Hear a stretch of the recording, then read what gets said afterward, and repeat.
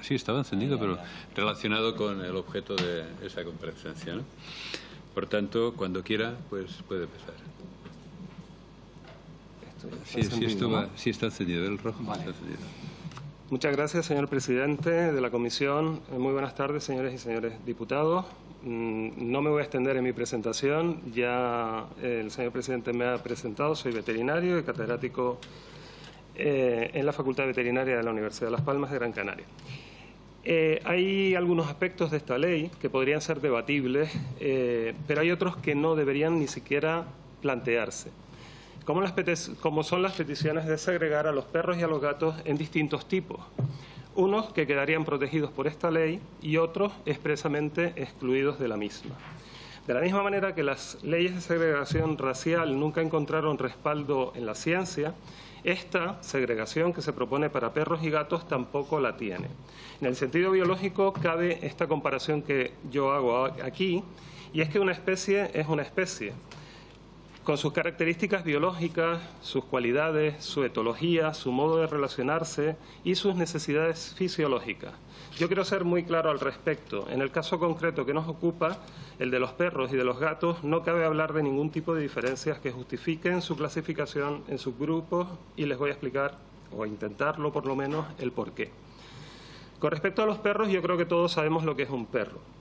Es un ejemplar de la especie Canis familiaris. El propio nombre científico nos da una buena pista de la naturaleza de su relación con el ser humano. Se eligió este término para enfatizar su relación familiar con nuestra especie. En todo caso, se trata de un animal doméstico. Siempre y en todos los casos es un animal doméstico. El perro no puede ser considerado de otra manera.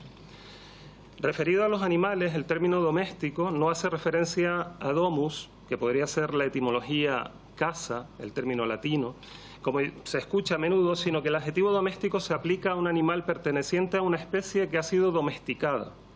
Durante miles de años y bajo la influencia del ser humano, esa especie ha ido adquiriendo determinadas características de comportamiento, morfológicas o incluso fisiológicas, que son heredables y que lo hacen diferente de otras especies que puedan ser parecidas, y de esa manera todos los individuos de esa especie comparten las mismas características.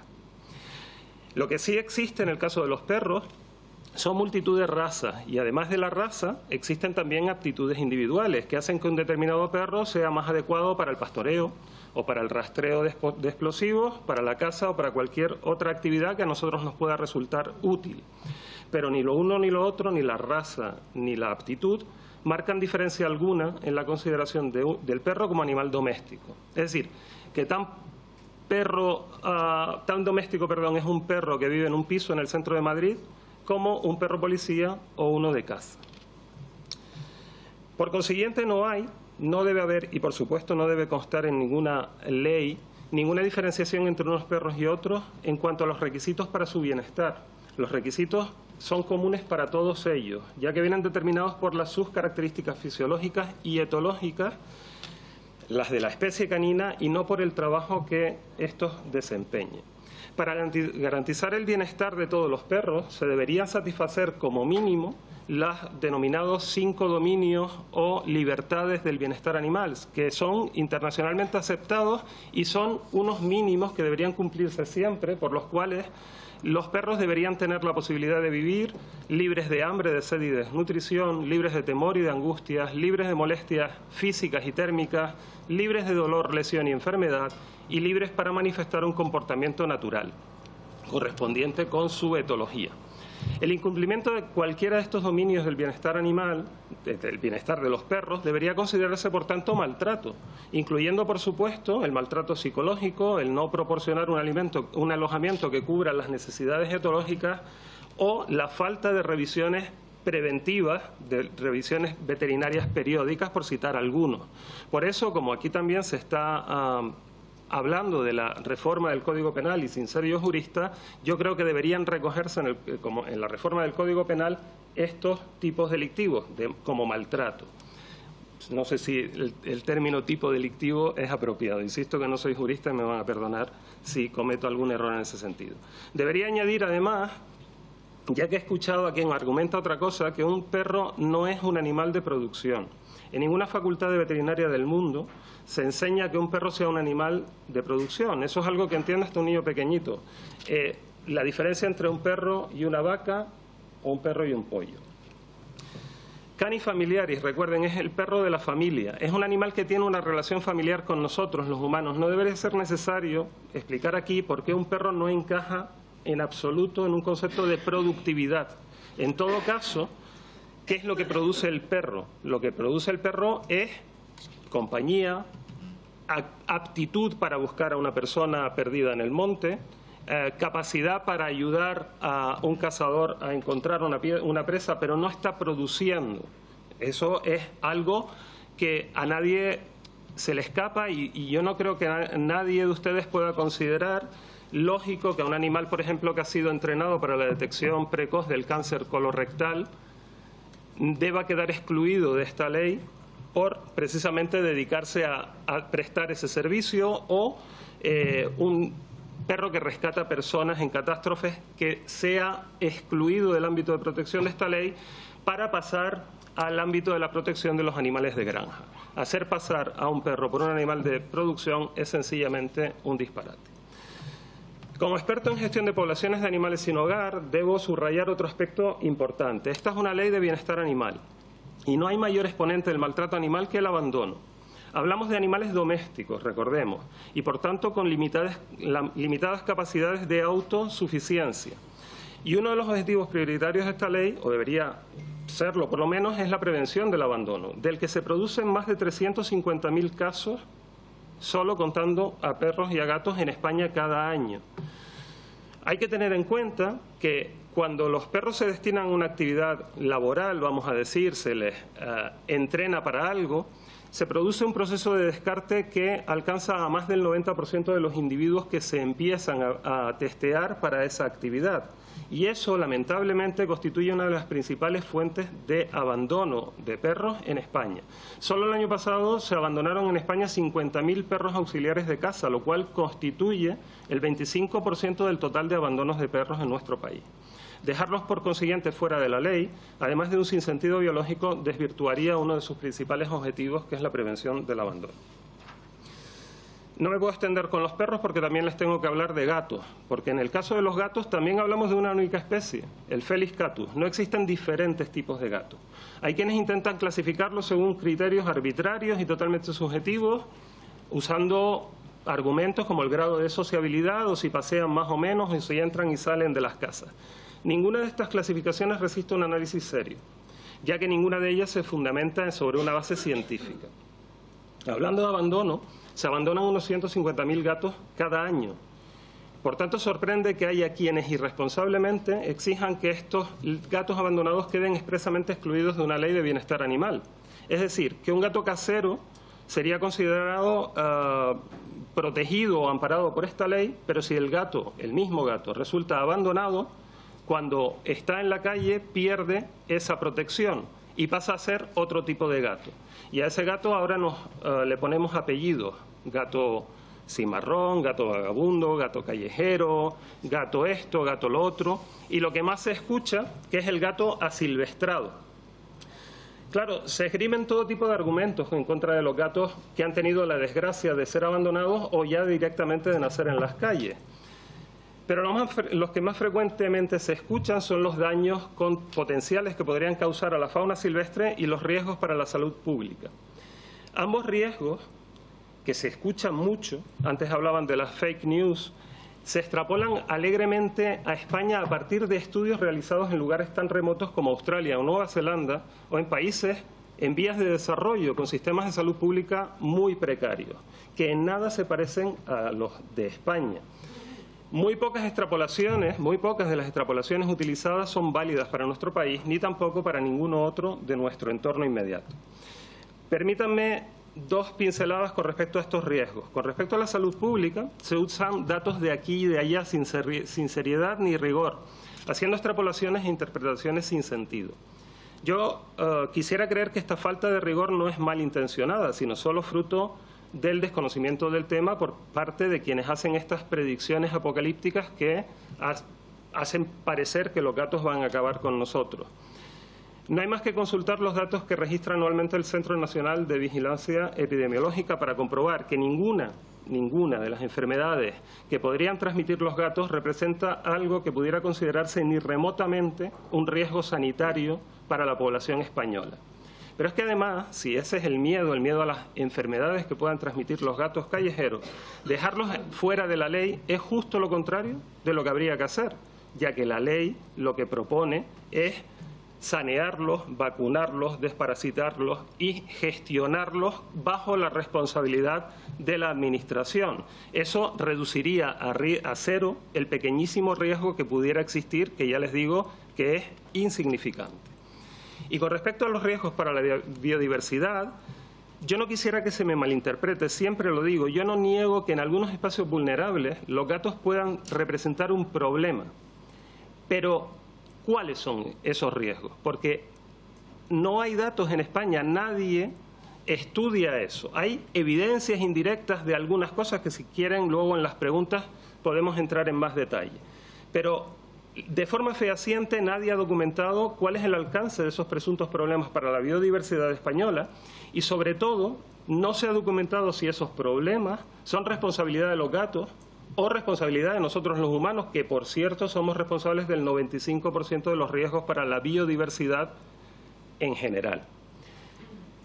Además de esto, no hay ninguna razón para pensar que la situación haya empeorado en los últimos años, porque tampoco hay datos. ¿Por qué de repente saltan todas las alarmas? Sobre todo teniendo en cuenta que los gatos llevan en España varios miles de años, viviendo en los mismos ecosistemas que ahora supuestamente amenazan. Es más, en los últimos tiempos se oye hablar mucho de gatos asilvestrados en España, extrapolando aquí lo que sucede, por ejemplo, en Australia. Claro, extrapolar lo que sucede en Australia, con un 97% del territorio deshabitado, y donde los gatos se introdujeron a mediados del siglo XIX en cantidad de decenas de miles para combatir plagas de roedores y de conejos que los mismos colonos habían introducido solo unas décadas antes, después abandonaron el medio rural, los gatos se quedaron allí, se reprodujeron, se adaptaron al medio y se asilvestraron. Eso es la situación en Australia. Esos sí son gatos asilvestrados. Pero ¿qué posibilidades hay en España de que los gatos se asilvestren? Por ejemplo, yo vengo de Canarias. ¿Qué posibilidades hay de que se asilvestren los gatos en un territorio que tiene 100 veces, una densidad de población 100 veces superior a la de Australia y donde ningún espacio natural está a más de 5 o 7 kilómetros de un núcleo habitado por personas y sus gatos? Señorías, se está diagnosticando erróneamente la situación. En consecuencia, las soluciones parten de una premisa errónea y, por tanto, son soluciones mal fundamentadas. Los gatos de nuestro país proceden siempre de entornos humanos, tengan o no tengan propietario. Tanto en un caso como en el otro, el único modelo de gestión viable para reducir la población de gatos sin hogar es el control reproductivo de todos ellos. Los que tienen propietario, por sus propietarios, tienen que ser esterilizados por estos. Y los que no, deben ser dados en adopción, pero esto no es siempre posible. En todos los casos no se pueden dar en adopción. Los que no se pueden dar en adopción deben ser esterilizados y retornados al lugar en donde viven. Es lo que se conoce como el método SER. Y ustedes escucharán, como he escuchado yo, que este método no funciona. Y eso les digo que es total y absolutamente falso. Este método ha sido probado y funciona en muchísimas partes del mundo. También en ecosistemas insulares vulnerables, que siempre se exceptúan. Por ejemplo, el caso de las Islas Galápagos, donde tenían un problema gravísimo de conservación de la iguana marina, que se la comían los gatos. Han conseguido controlar y reducir mucho y prácticamente desaparecer ese problema con este método, esterilizando gatos. Lo que habían usado antes, durante décadas, matando gatos, incluso envenenándolos o disparándoles, no les ha funcionado nunca. Lo único que les ha funcionado es esterilizar. Decir que un método que es incorrectamente aplicado no funciona es una falacia. Y es que hasta la fecha el método no ha sido aplicado correctamente en nuestro país. Es decir, no se ha aplicado de forma sistemática, sostenida en el tiempo, realizada por técnicos y con un diseño científico, con el apoyo de voluntarios y sobre todo con el respaldo de la Administración. No, se ha ido aplicando de forma descoordinada y solo a iniciativa de la sociedad civil, con la colaboración de algunos municipios, pero aún así a pesar de la precariedad con la que se ha ido aplicando, yo les invito a conocer algunos ejemplos de éxito rotundo. En Córdoba, por ejemplo, en menos de un año se han esterilizado más de 3.000 gatos. La conflictividad ha disminuido a prácticamente cero, en menos de un año, ¿eh? No podemos decir en tan poco tiempo que la población se haya reducido espectacularmente, porque este método requiere un poco de tiempo, ¿no?, para que los gatos, por causas naturales, vayan muriendo, pero no se siguen reproduciendo. Bueno, no me puedo extender mucho más porque no sé cómo voy de tiempo, pero no muy bien. Me quedan 2 minutos. Ah, me quedan 2 minutos. Pues me aceleré más de la cuenta. Bueno, pues entonces con calma, sí que no hablando ya de perros y de gatos, sino de la ley en general. A ver, la ley probablemente tenga muchos aspectos debatibles, como empecé diciendo, ¿no? Y cosas que podamos acabar consensuando, pueda acabar consensuando una vez oídas estas intervenciones y todas las previas.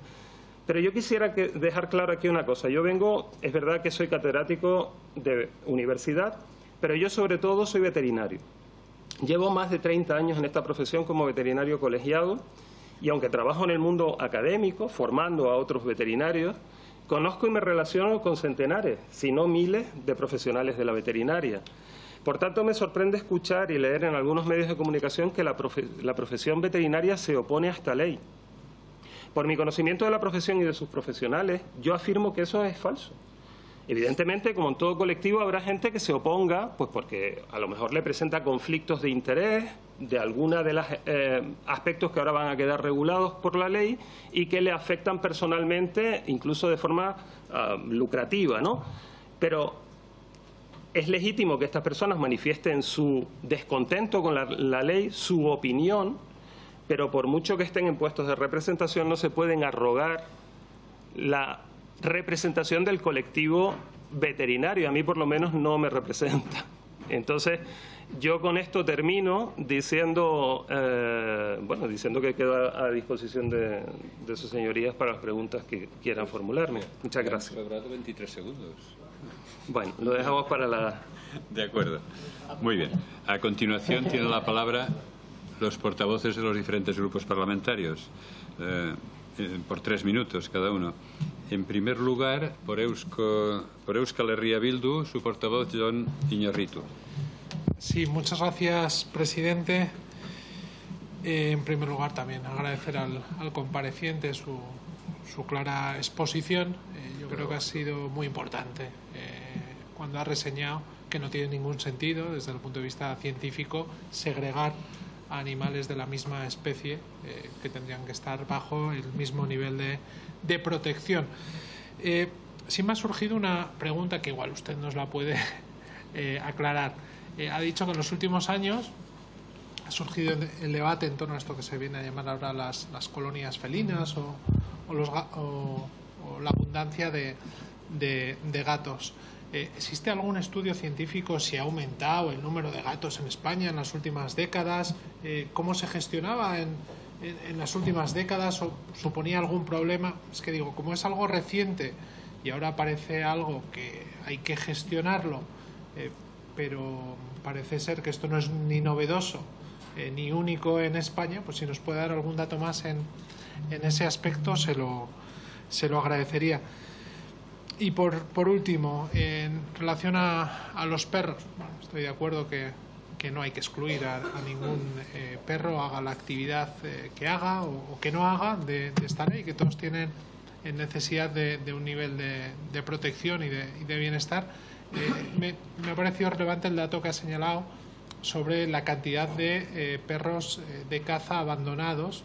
Claro, estamos con un dilema respecto a estos perros. Si tiene algún dato más, también se lo agradecería. Y sin más, agradecerle su comparecencia hoy aquí. Gracias.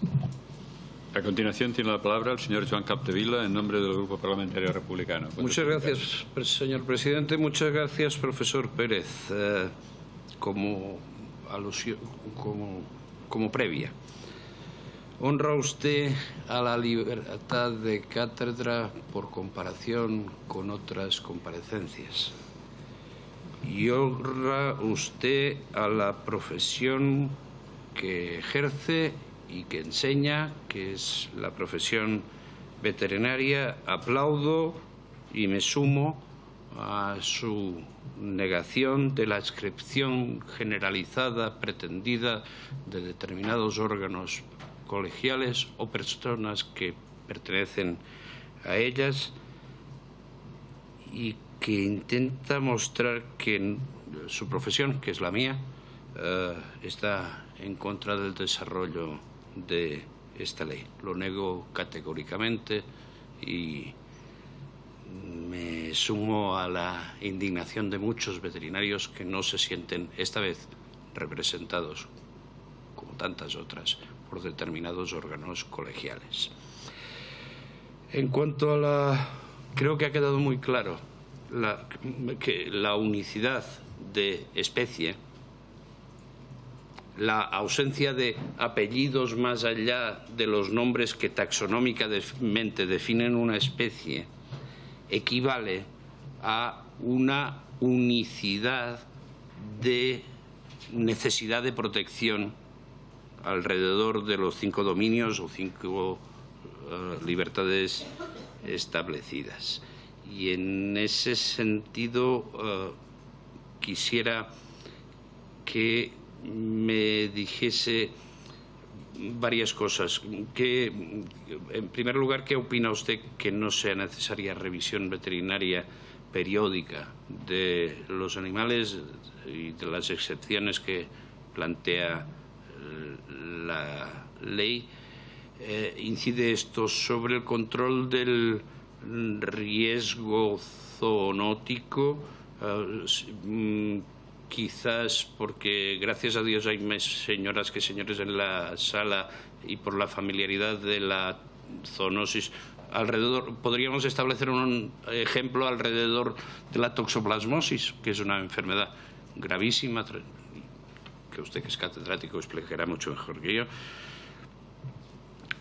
¿Le podríamos llamar paradoja biodiversa a quien pretende que el gato en estado no doméstico estricto es dañino contra la biodiversidad y al mismo tiempo quiere que en esta ley se impida la única de las pocas herramientas que existen, que, como usted ha citado, son los métodos CER? Y, por cierto, ¿usted sabe cuántos gatos abandonados hay en España? Gracias. A continuación tiene la palabra, por parte del Grupo Confederal de Unidas Podemos en Comú, Podem Galicia en Comú, su portavoz, Juan López Uralde. Muchas gracias por su intervención, don Octavio, porque realmente ha sido muy clarificador, ¿no? Yo quería destacar 3 puntos. El primero, sobre su aclaración sobre la profesión veterinaria, que de alguna manera estamos viendo que en el debate sobre esta ley se extiende casi a la generalización, ¿no? La anterior ponente, usted ha dicho ahí sentada que la mayor parte de la sociedad está en contra de esta ley. En fin, no ya de los veterinarios, la mayor parte de la sociedad. Oiga, ¿por qué? ¿Cómo lo sabe usted? Es decir, pero se dicen las cosas así, se dicen, se va haciendo como, se va preparando como una verdad que realmente no se basa en nada, ¿no? Entonces creo que esas aclaraciones pues son muy útiles y son muy necesarias, ¿no? En segundo lugar, también quería preguntarle, igual que ha hecho el señor Iñárritu, me ha parecido muy interesante el dato ese de que el 25% de los abandonos de perros son perros de caza. Me gustaría, si usted, si tuviera la fuente, que la citara, porque creo que es un dato muy relevante para lo que estamos discutiendo aquí y para lo que vamos a discutir hoy y mañana, ¿no? Y el tercer aspecto me interesa mucho como ecologista por el tema de los gatos, ¿no? Lo que ha explicado usted me ha parecido interesantísimo. La experiencia de las Islas Galápagos, por ejemplo, yo no la conocía, me ha parecido muy interesante. Y mucho más siendo usted canario, porque precisamente la representante del partido Coalición Canaria, en el pleno de tal, utilizó el argumento de los gatos como principal argumento en contra de esta ley, ¿no? Entonces, bueno, por el tema de las islas donde los gatos pues atacan a la fauna silvestre, etcétera, ¿no? Entonces me parece muy interesante porque realmente creo que es un argumento definitivo, ¿no? Es decir, si la experiencia lo que demuestra es que para gestionar estas situaciones, las experiencias anteriores en otros lugares, especialmente en islas, demuestran que la estrategia que se propone en la ley es la estrategia más efectiva, creo que de alguna manera, digamos que hace que esas afirmaciones carezcan de absoluto rigor, ¿no? Y en ese sentido, pues le agradezco su explicación, ¿no? Y bueno, por mi parte nada más. Muchas gracias por su intervención nuevamente. Bien, pues a continuación tiene la palabra por parte del Grupo Parlamentario Vox su portavoz, Carlos Zambrano. Cuando quiera. No voy a intervenir, señor presidente, simplemente agradecerle a don Octavio su comparecencia. Muchas gracias. Bien, pues a continuación tiene la palabra por parte del Grupo. No está. Lo tengo anotado Sebastián Jesús. ¿Es usted? Muy bien. Pues por parte del Grupo Parlamentario Popular en el Congreso tiene la palabra cuando quiera. Muy bien.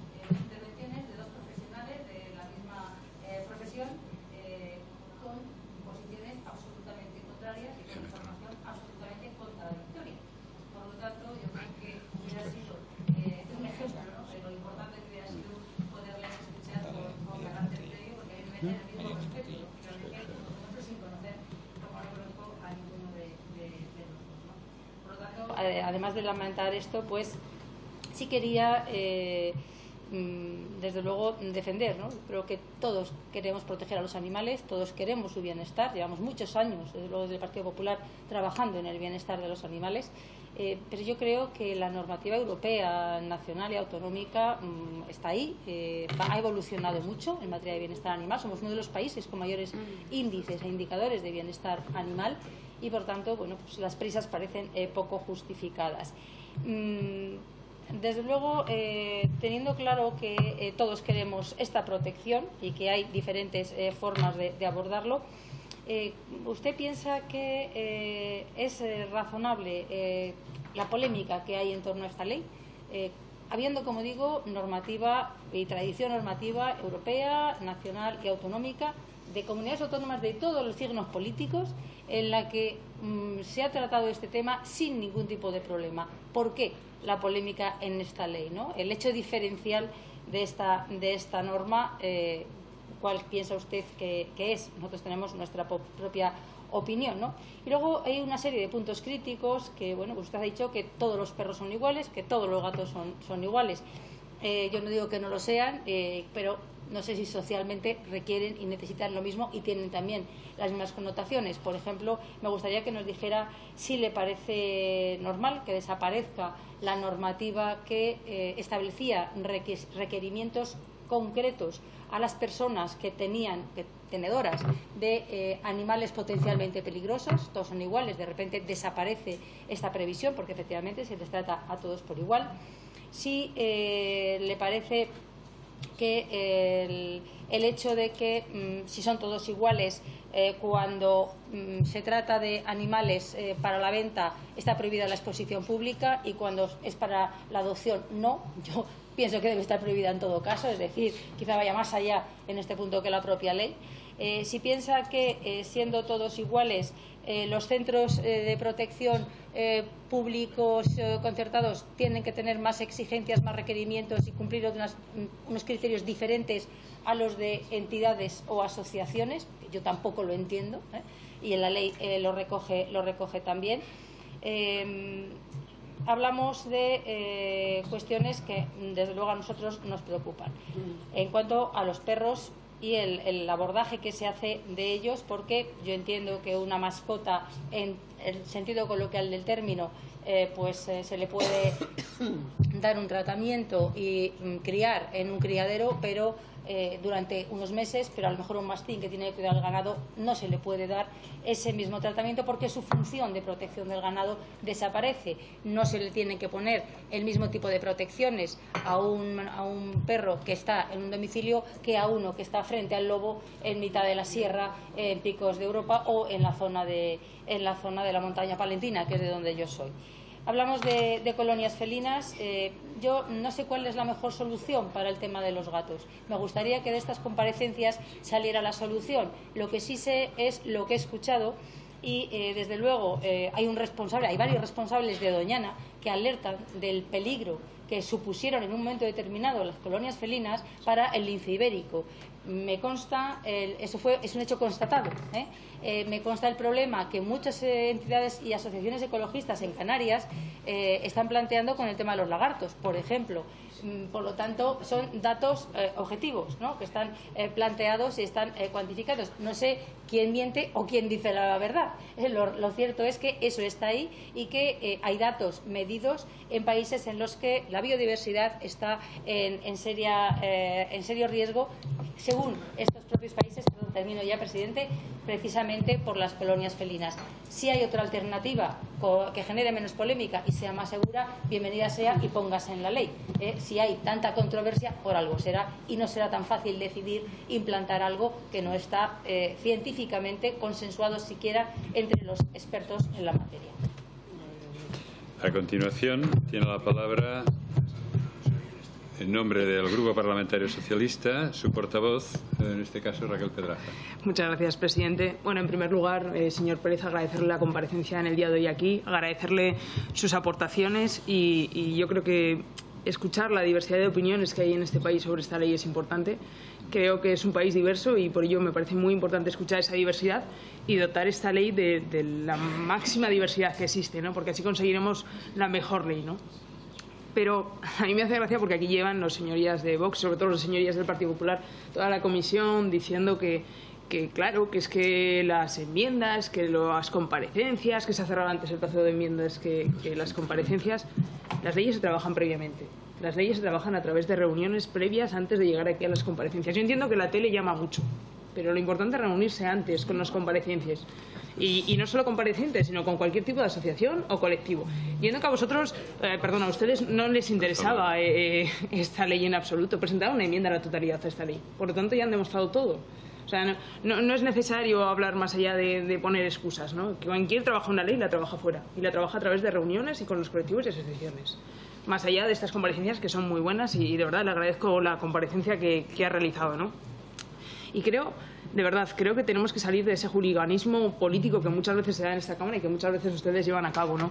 Creo que hay que mirar más allá y que hay que pensar que cuando se trata de dotar de derechos a personas o animales, no es una cuestión de colores políticos, es una cuestión de derechos humanos o de derechos hacia el bienestar de los animales, ¿no? El Partido Socialista defiende ese bienestar de los animales, está en contra de ese maltrato animal y, desde luego, está en contra del abandono en todo momento, ¿no?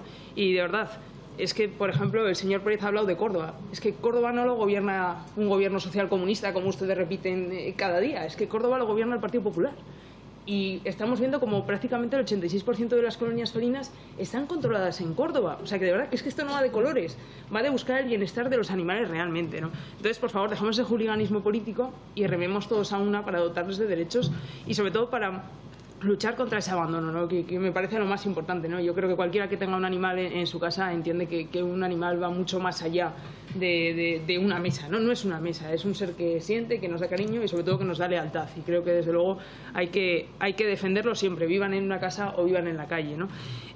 Yo le quería hacer un par de preguntas. Me parece muy interesante su comparecencia y me gustaría hacerle dos preguntas. En primero, ¿cree que es necesario que en esta ley exista ese apartado de control de colonias felinas?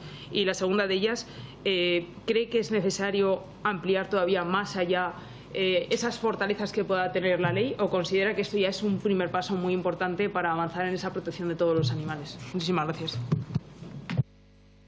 Bien, pues a continuación, terminado este turno de intervenciones de los portavoces, tiene la palabra el señor Pérez Luzardo por 10 minutos. para explicar todo aquello que crea conveniente. A ver, en 10 minutos. Por eso lo digo, ¿no?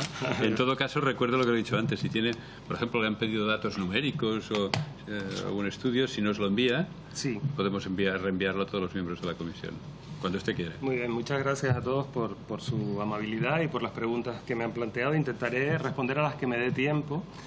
Empezando pues por orden, ¿no? Ha aumentado el número de gatos y cómo se ha gestionado hasta ahora. A mí no me consta que haya aumentado el número de gatos. Es posible que ahora que somos más personas, cuantas más personas, y teniendo en cuenta que el gato es una de las mascotas o animales de compañía favoritos, pues se produzcan más abandonos, puesto que se abandona un porcentaje de los animales que se tienen y que haya aumentado algo. Pero nadie ha contado gatos en España nunca. Por tanto, no se sabe cuántos había antes, cuántos hay ahora, y hasta que no los contemos no sabremos si disminuyen, si aumentan. Bueno, evidentemente cuando se empieza un programa de gestión, como es el caso de Córdoba, se cuentan, se censan y entonces se sabe cómo evoluciona esa población, ¿no? Y por tanto, cómo se ha gestionado es que no se ha gestionado, ese es el tema, ¿no? No se ha gestionado de una forma integral, se ha gestionado como las asociaciones o las personas van voluntariamente asumiendo, pero la administración muy pocas veces ha gestionado la población de gatos. Lo de los datos de los perros de caza también es difícil de saber exactamente el número, pero son datos de los albergues y de las asociaciones recogidos por la Fundación Affinity, que es el estudio que anualmente más completo se publica en España, y esos son datos que se pueden consultar incluso en la web. Pasando a la pregunta de mi colega veterinario, decir que qué opino de la revisión veterinaria periódica o de la excepción, mejor dicho, de algunos perros de pasarla. Hombre, pues no me parece bien, lógicamente, pero no por una cuestión de colectivo veterinario, es una cuestión de prevención de la enfermedad, de bienestar de esos animales también, porque evidentemente estar controlados por un veterinario garantiza su saneamiento y su salud y su bienestar y, por supuesto, el control de la zoonosis. Por supuesto, porque es que tenemos, España afortunadamente está libre de algunas enfermedades que tenemos en Europa, por ejemplo la rabia, pero estamos rodeados absolutamente de esa enfermedad. Nosotros nos mantenemos como irreductibles, ¿no? en nuestro país, pero sí que no hay que bajar la vigilancia nunca y por tanto el riesgo de zoonosis está ahí y las revisiones veterinarias son imprescindibles para todos los animales. La toxoplasmosis y la biodiversidad, pues por supuesto, a ver, es que aquí puedo hilvanar varias respuestas a varias preguntas, incluyendo la que me hacía la portavoz del Partido Popular. Yo no niego, y lo dije en mi comparecencia, que haya voces de científicos que alerten sobre los riesgos que pueden tener las poblaciones de gatos sobre el lince o sobre el lagarto canario, por ejemplo. Eso yo no lo estoy negando. Es verdad que podemos sentarnos a debatir entre científicos si esos estudios realmente demuestran que es culpa del gato o que representan una potencial amenaza. Eso lo podríamos debatir en otro foro. Pero es que el diagnóstico solo no sirve. Es decir, el diagnóstico se debe hacer para después plantear una solución. Y estos colegas que usted menciona y yo estamos de acuerdo en la esencia. Es decir, puede haber un problema en determinados sitios. Ellos no plantean ningún modelo de gestión, ninguno que haya funcionado en ninguna parte del mundo. Retirar gatos no sirve, eso está más que demostrado. Es lo que se ha venido haciendo puntualmente cuando se demuestra que en Doñana tal se intentan capturar los que se dejan, se retiran media docena. Eso no sirve para nada. Lo único que sirve es la gestión poblacional, la esterilización y el control reproductivo. Es que no hay otra. Y además la gestión integral de todos los gatos, de todos. Porque volvemos al núcleo de la segunda parte de mi intervención. Los gatos asilvestrados, los gatos que están en Canarias, por ejemplo, que puedan comer, depredar sobre lagartos, no son gatos asilvestrados, son gatos de fincas con propietarios. Entonces, bueno, pues a la señora María le desaparece un gato porque cayó en una trampa y se lo quita. ¿Y qué hace la señora María? Pone otro gato inmediatamente porque ella quiere tener gatos en la finca. Entonces el problema lo tenemos ahí de forma perpetua. Es decir, lo que hay que trabajar es con la señora María para que tenga su gato controlado. No, ese no es un gato asilvestrado, eso no es un gato asilvestrado, es un gato que incursiona en el medio natural y que puede causar un daño. Digo que estamos diagnosticando mal el problema y si lo diagnosticamos mal, las soluciones ya pueden ser de cualquier naturaleza. Entonces, hay que, digamos, sentarse a hacer un diseño de una gestión integral de los gatos de toda España. Y entronco también con la necesidad o no de esta ley. Pues sí, yo considero que es necesaria, aunque haya muchas normativas autonómicas, porque nos da uniformidad a todas las comunidades autónomas para un modelo de gestión, por lo menos hablando del tema de los gatos, podríamos entrar en otros considerando. Es importantísimo que todos hagamos lo mismo y en todos los sitios se haga simultáneamente, porque tampoco sirve de nada que un ayuntamiento decida iniciar un programa de gestión de colonias felinas y el de al lado no, porque los gatos de este se van para acá. Entonces no estamos haciendo absolutamente nada. La ley obliga a este y a este a hacer lo mismo y de la misma manera. Entonces eso es muy, muy importante. Me salté el orden y me había apuntado aquí de usted y me apunté posverdad, pero me olvidé porque fui demasiado escueto. Me decía que por qué cualquiera, sí, que se puede arrogar uno la representatividad o puede hacer afirmaciones aquí en nombre de la sociedad española o en nombre de los veterinarios. Hombre, pues eso es algo que es muy de nuestros tiempos, ¿no? Yo evidentemente lo que quise dejar claro aquí, porque a mí personalmente me agrede cuando yo leo titulares en los periódicos que dicen los veterinarios se oponen frontalmente a la ley. Digo, pero yo soy veterinario y esto, pero ¿de dónde sale esto, no? Entonces, eso sí que, por lo menos en lo que a mí respecta, y a muchísimos otros veterinarios que yo conozco, es incierto. Entonces, como lo escucharán aquí además también, pues que quise dejarlo claro, ¿no? Me decía sobre la normativa de perros potencialmente peligrosos. Bueno, yo no soy un experto jurista clarísimamente. Lo que sí le puedo decir es que la normativa de perros potencialmente peligrosos no ha servido absolutamente para nada. Esta ley no excluye ni digamos, obvia el problema de que un perro pueda generar un problema, pero eso no se vincula con la raza. De ninguna de las maneras se vincula con la raza. Se vincula con la manera de tener al perro y se vincula además de forma muy clara con el bienestar de ese perro, sobre todo el bienestar psicológico.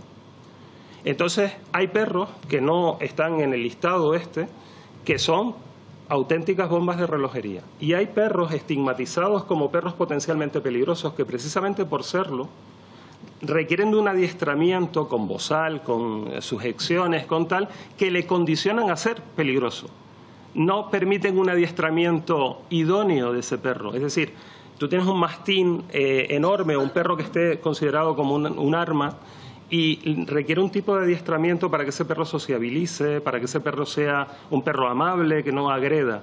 Pero si tú lo sujetas, le pones un bozal y lo tienes restringidos los movimientos, probablemente hagas que ese perro reaccione de forma agresiva. Por tanto, esta ley, que simplemente clasifica a los perros en función de su raza, es un tremendo error y tiene que dejar de existir cuanto antes. Genera infinidad de problemas de abandono, imposibilidad de adopciones. Es tremenda la cantidad de perros potencialmente peligrosos que por pertenecer a una raza determinada no son adoptados nunca y saturan los albergues. Es un fracaso de ley. Y esto, vamos, de todas las cosas que me dijo, yo, si se me queda algo, pues lo intentaré luego recopilar. Con respecto a la exhibición pública en tienda o en adopción, que me preguntaba la diferencia.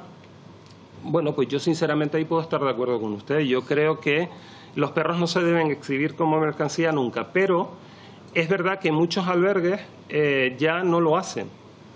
hacen una especie de casting en Internet, una especie de red social, ¿vale? Pero bueno, yo ahí me pierdo un poco, pero efectivamente lo que se tiende a disminuir es el ansia viva, ¿no? Es decir, veo un animal, lo quiero, lo compro y lo abandono posteriormente, ¿no?